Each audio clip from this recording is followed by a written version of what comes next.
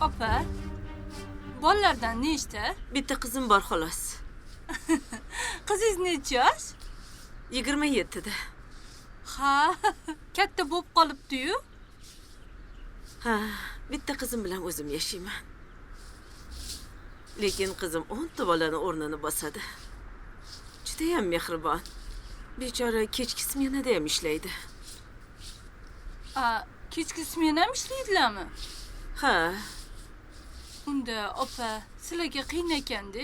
ha, qiyin. Lekin boshqa choramiz ham yo'q-da.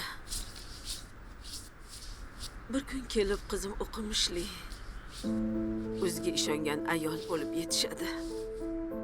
Menga suyanchiq bo'ladi. Butun umidim qizimdan.